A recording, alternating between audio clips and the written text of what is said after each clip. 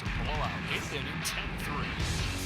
Bases are loaded for Verlander, who waits on a 3-0 pitch. He swings, and it's a high fly ball. Deep center field.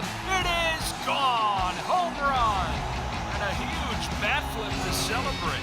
All right, Ben, start the show already. What is up, everybody? Welcome into another episode of Flippin Bats. It is Monday, the day after Father's Day. I hope everybody had a great Father's Day weekend, but there's a lot to catch you up on in the baseball world. Of course, I'll do that with some top storylines, but it's the Monday episode, which also means an updated top 10 MLB power rankings, a new team of the week and player of the week, and the day after Father's Day, we thought of a really cool list, the top 5 father-son duos in Major League Baseball history. So I am pumped to get to that. But again, I hope everybody had a great Father's Day. I am out here in Los Angeles. My dad is back home in Virginia. So I unfortunately was not able to be with him, but still called him and had a bunch of long talks and conversations. And I know producer Conrad, you actually got to go see your father, so I'm jealous of you there. But how was that? I hope you had a good weekend as well. Man, it's so great to be able to go back and see your dad, especially on Father's Day. You get to only see him maybe 2 or 3 times a year, with us living on the West Coast, being from the East Coast. So it was a great day. I mean, there's just been tons of golf and baseball on in the background. I feel like I've been home all the time now. So let's get into some baseball though, man. The Mets, the Yankees. Are we seeing the 2 best teams in baseball play in New York right now?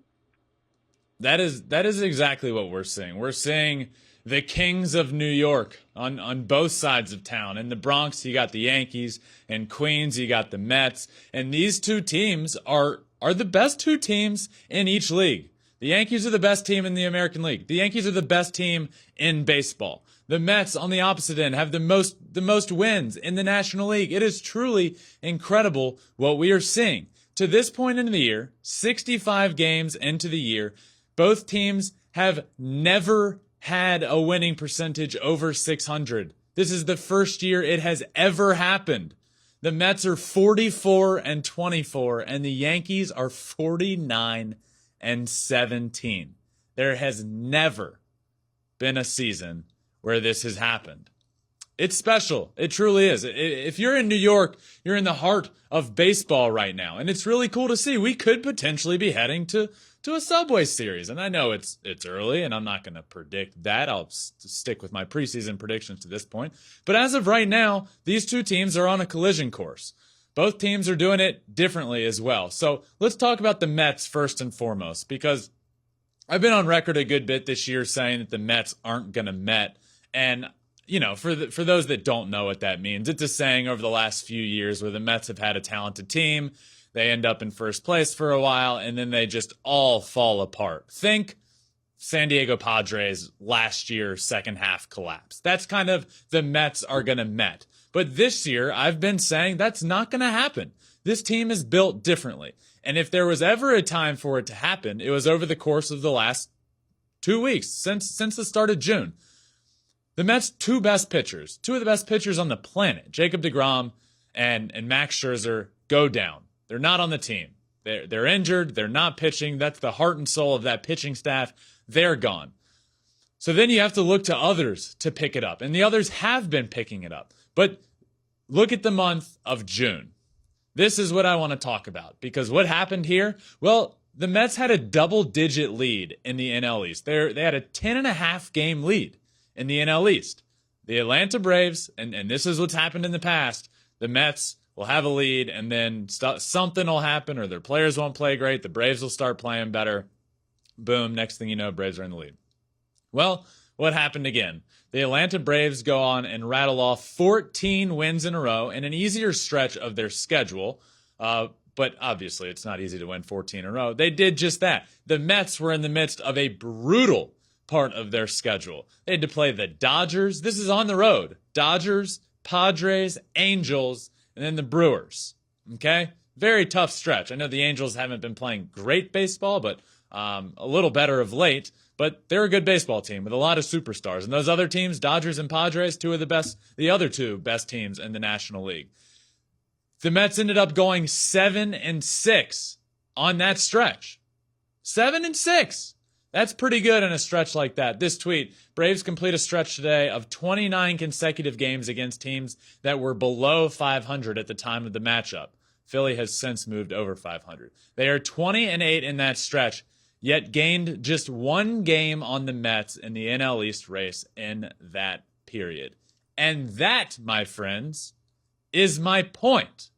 In the past, the Braves would go on that stretch, as we've seen before. The Mets would go in the opposite direction. Next thing you know, you're looking at the NL East, and there's a tie atop the NL East. Well, not anymore. The Mets go on that tough stretch and go over 500, which is all you can ask. The Braves did what they needed to do, better than what they needed to do in that stretch. But now, guess what? Here we sit, and the Braves are still 5.5 games now behind the Mets. They closed that gap. They got it to 4 from 10.5. But the Mets just kept doing what they're doing and kept doing what they know they can do, and that's win ball games.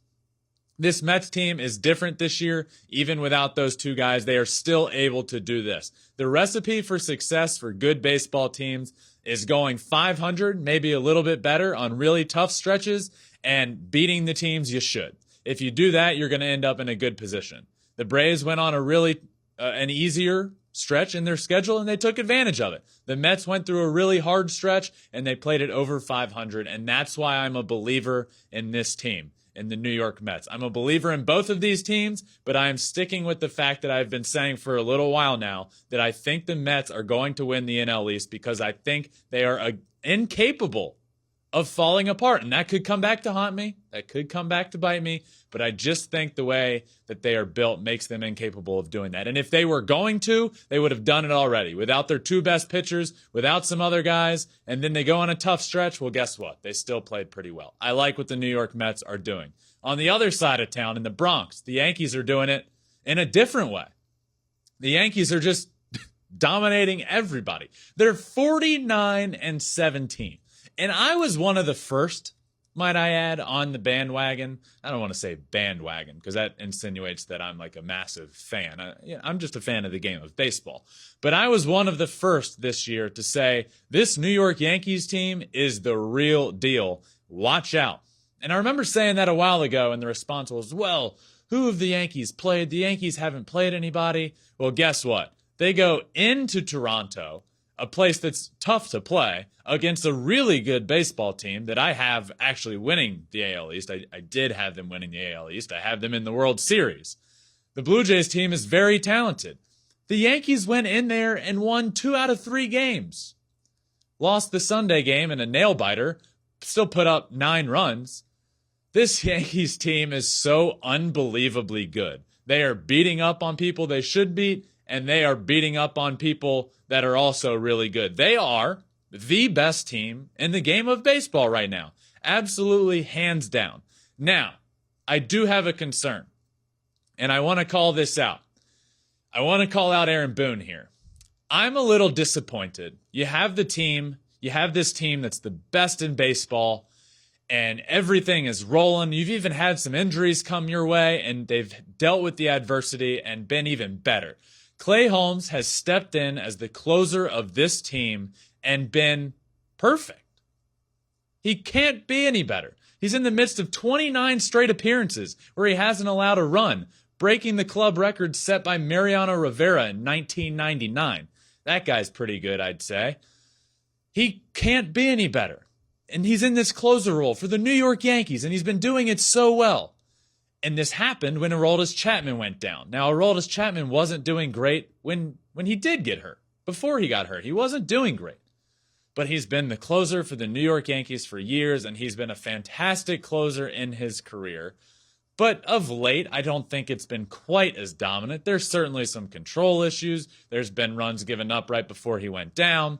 The other day, when asked about Aroldis Chapman coming back, Aaron Boone said, when he comes back, he will be the closer, and Clay Holmes will be pitching in high leverage situations where we need him throughout the game. He'll be closing some games too. I am so disappointed in this decision. Why would you do that? Just because Chapman's been the guy in the past and because he's been good in his career? I don't understand this. Clay Holmes has been the best closer in the game of baseball since he stepped into that role. Josh Hader was there. He gave up a couple runs the other day. His ERA is still minuscule. But guess what? Clay Holmes has been perfect. He's in the midst of the longest scoreless stretch in the history of the Yankees. Why can't we commit to him being the closer of the team? Why mess with what you have going on? I don't understand it. Listen to these splits between the two. When the two team, when they both come into a game and it's tied, okay? In a tie game, Clay Holmes has pitched 6 innings, a 1.5 ERA. 2 total bases allowed. Aroldis Chapman, an inning and 2/3, a 10.8 ERA. That's in a tie game. When the Yankees are leading, Clay Holmes has pitched 23 and 2/3 innings, a 0 ERA, 26 Ks to 3 walks, 11 for 11 in save opportunities. Aroldis Chapman, 12 innings, a 2.25, also not bad. 12 Ks to 7 walks, 9 of 9. Clay Holmes has earned this job. That's all I have to say about that. I hope it doesn't mess up the Yankees' mojo, because what they've been doing is historic, and this is a celebratory segment because the New York Yankees have been the best team in baseball, hands down. This is the best start to a season that they've ever had. This is the best start to the season that the Yankees and Mets combined have ever had, and there hasn't ever been, to this point, more exciting baseball being played in the state of New York. I couldn't agree more. And just like you mentioned, I don't know why you'd want to mess up something that was working for you. I mean, unless Chapman comes back 100% and he's throwing like old Chapman, 102 miles an hour, 101 miles an hour. But I just haven't seen that from the last couple of years. So hopefully they keep it all together in New York at the back end of that bullpen. But let's move on to this issue with the baseballs that's been going on. A lot of pitchers have been upset in the news about how the balls feel and how they're coming off their hands. Yeah, you know, there's been a lot of people vocal this year about the baseball. No matter what we're discussing, whether it be that the baseball is a little more dead than usual, whether it be pitchers complaining about the balls not being rubbed up and having mud on them. But, you know, to this point in the year, I haven't yet talked about it on here. And that's for a reason. You know, things have a funny way of leveling. Water levels at the end of the day. So I was just kind of waiting to see, you know, where we ended up here. But it's fairly clear to this point that the baseballs have been different this year. And there are pitchers still complaining. And this conversation came about because the other night in Seattle, Michael Lorenzen of the Angels was pitching. And in a very scary situation, a fastball got away from him in Justin Upton's first game back, first game after being picked up by the Mariners. He's in the big leagues playing against his old team. In the first game, he gets hit in the head with a fastball. Hit in the head. After the game, Michael Lorenzen hit Justin Upton in the head with a pitch tonight. Afterward, he said the ball slipped out of his hand because the balls have not been rubbed up sufficiently. It was an issue for Ryan Tepera last night, too. So, yeah, the night before that, Ryan Tepera's on the mound. The umpire throws him out a baseball. He looks at it, throws it into the dugout. Umpire throws him another baseball. He looks at it, immediately throws it into the dugout. The umpire comes down. He's like, I don't know what you want me to do. And you could see Ryan Tepera saying, these balls aren't rubbed up. There's nothing on these baseballs. They're too slick. That's what we've been hearing around baseball for a while now, that the baseballs are dead and that the baseballs are too slick. I feel like the baseball's dead argument isn't as much anymore. I don't know what happened there. I don't know if they livened them up a little bit. But the baseball is slick conversation is still arising. Now, this comes from last year when they cracked down on substances being used. Pitchers were using substances, and it got out of hand when spider tack came involved. And that's the sort of stuff that kind of ruined this, by the way, at every level I've been at since college. You know, you play in college. I played professionally in the minor leagues. Every pitcher is using something to get a better grip on the ball, and that's completely okay, by the way. Hitters would actually prefer that. Like, don't let the ball slip out of your hands. Get a little better grip. That's fine. Then spider tack comes involved, and it really changes changes spin rate, and it changes the StatCast era on pitches, and it really caused an issue that needed to be dealt with, and it was.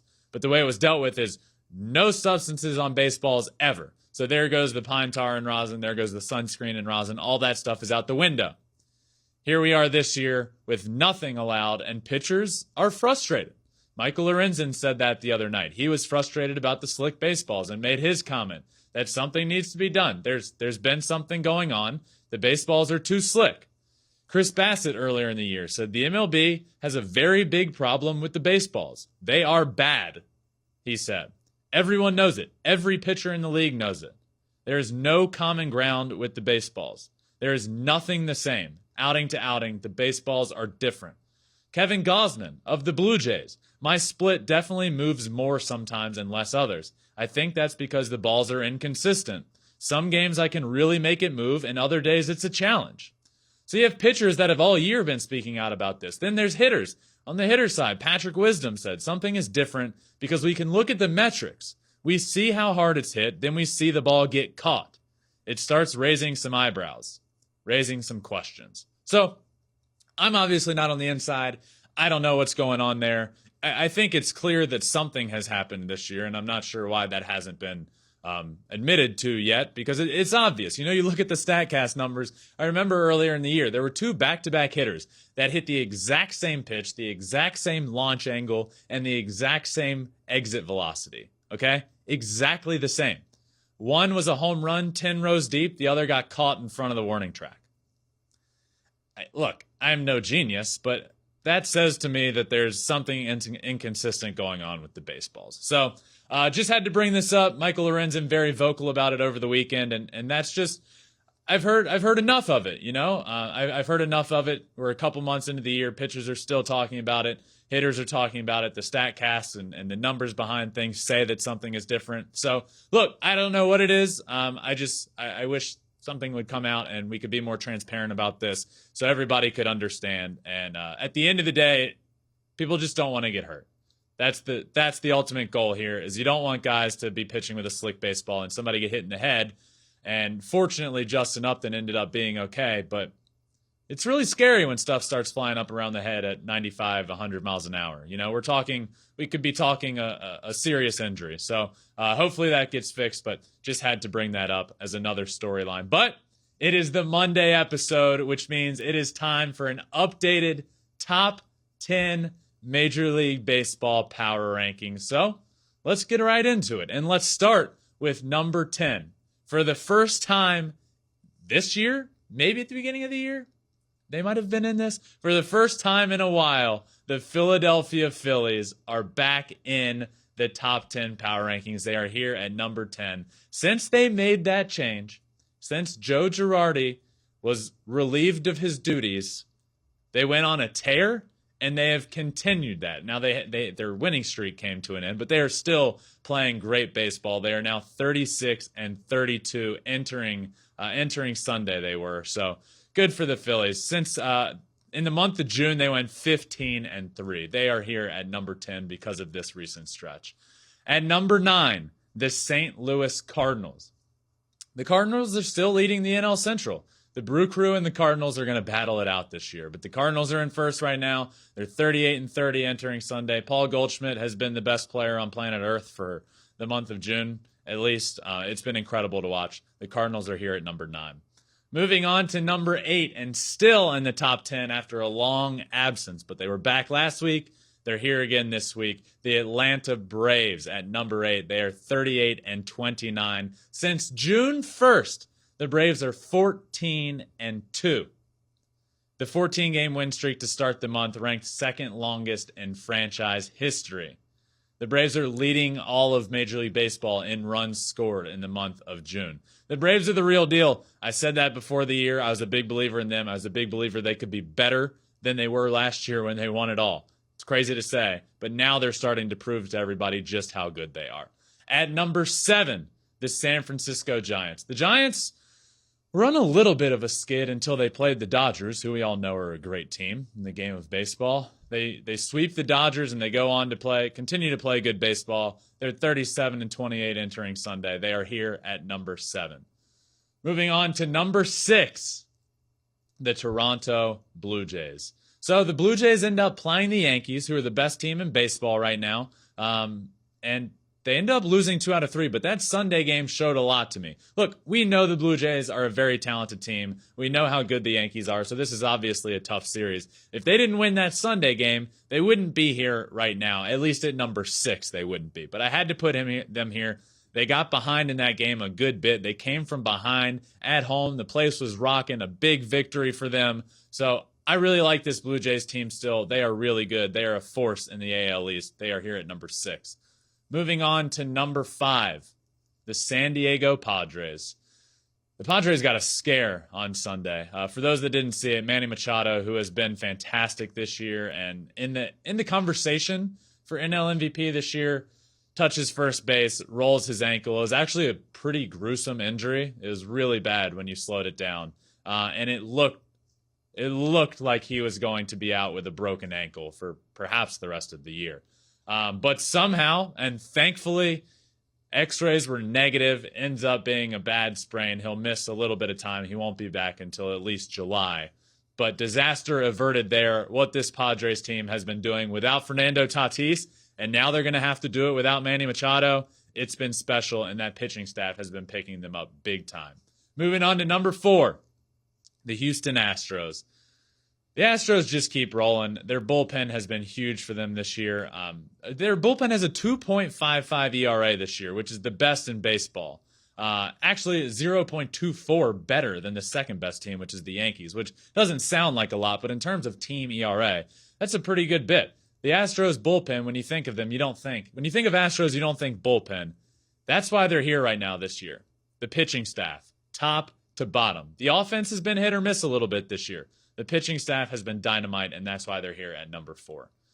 Moving on to number 3 on this list, the Los Angeles Dodgers. 40-24 entering Sunday. We all know how good they are. The scary thing for me here is that I truly don't feel like the Dodgers are even playing that great of baseball, and they're 40-24.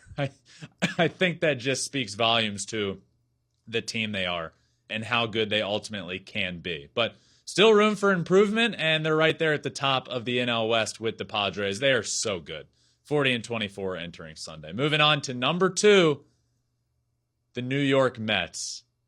That's right, the Mets are the best team in the National League right now. The most wins. They enter Sunday with 44 wins. I talked about them a lot off the top of the show, but what they have done without their 2 co-aces and then going through a tough stretch in the schedule, still playing that stretch over 500, we need to be talking more about how good the Mets have been. We talk about the Braves when they go on that 14-game winning streak, like, here come the Braves.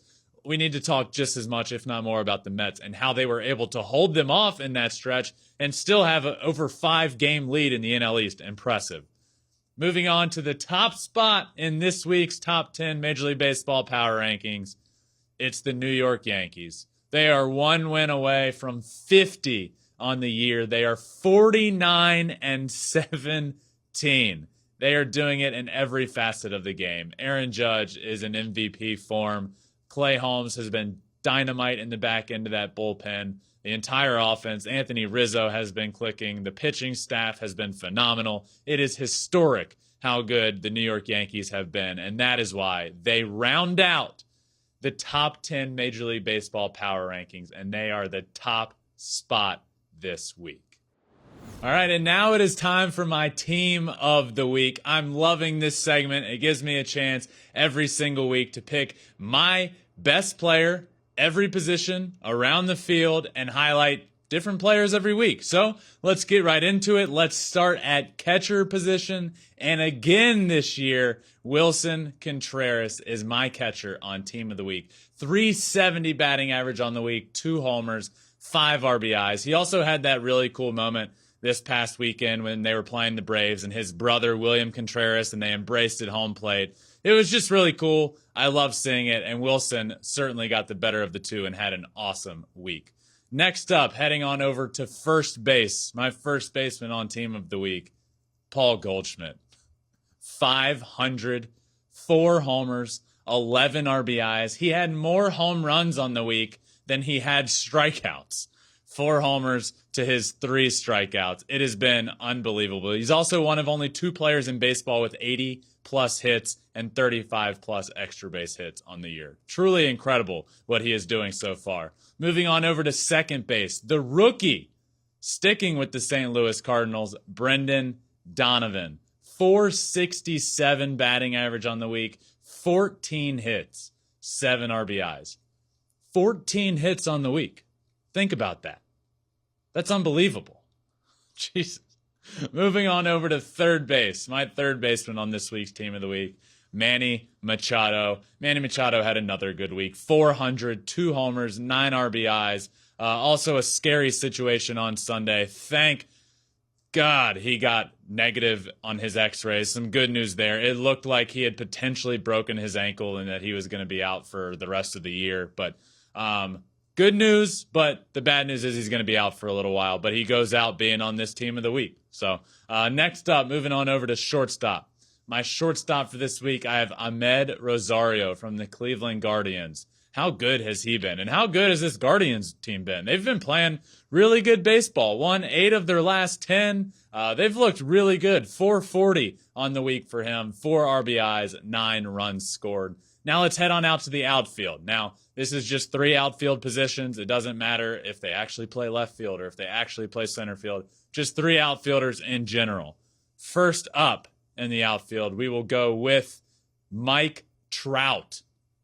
Mike Trout had another awesome week. 4 homers on the week, 8 RBIs, a 1.098 OPS. Remember Mike Trout just very recently? People were like, what's going on with him? He was in the midst of the longest 0-for stretch of his career. Well, guess what? He's fine, and he can't stop hitting home runs at T-Mobile Park or Safeco or whatever it is. He doesn't care what it's called. He just hits a bunch of home runs there. It is truly remarkable what he did in that series against the Mariners this week. Next up, in the outfield, I will be going with Charlie Blackmon. Charlie Blackmon of the Colorado Rockies hit 455 on the week, 2 homers, 6 RBIs. I love it. I love his swing. I love when he's playing well, and he was again this week. Last outfielder for this Team of the Week with the Atlanta Braves, Michael Harris II.